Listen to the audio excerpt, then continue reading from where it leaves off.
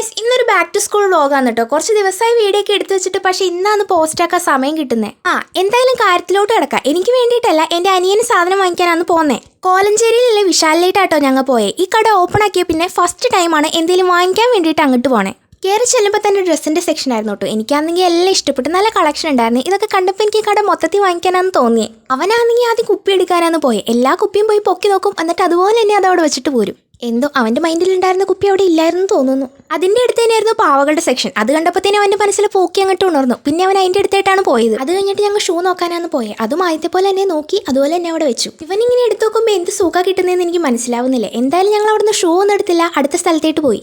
ഒരെണ്ണത്തിന് കഴിഞ്ഞപ്പോൾ അതോ അടുത്തത് അവൻ്റെ ചേച്ചി. അവനും പിന്നെയും സഹിക്കായിരുന്നു. ഇതിനെയാണ് ഒട്ടും സഹിക്കാൻ പറ്റില്ലാത്ത. പിന്നെ പാവല്ലേ എന്നൊക്കെ ഓർത്തപ്പോൾ ഞാൻ അതിൻ്റെ കൂടെ അങ്ങ് പോയി. ഇതിനാണ് ഈ ബെഡ്ഷീറ്റ്, പാത്രങ്ങൾ, അങ്ങനത്തെ സാധനങ്ങളോടൊക്കെയാണ് ക്രേസ്.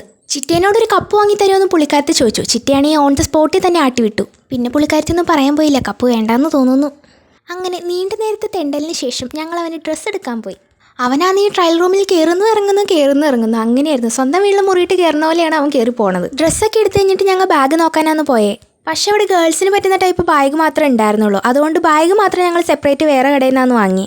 അങ്ങനെ അവന് വേണ്ട സാധനങ്ങളൊക്കെ വാങ്ങി. Then we had tea and puffs. അത് കഴിഞ്ഞ് വീട്ടിലേക്കുള്ള കുറച്ച് സാധനങ്ങൾ വാങ്ങി ടാറ്റ ബൈ ബൈ പറഞ്ഞ് ഞങ്ങൾ പോന്നു. അപ്പോൾ അത്രേ ഉള്ളൂ ഇന്നത്തെ വീഡിയോ. ബൈ.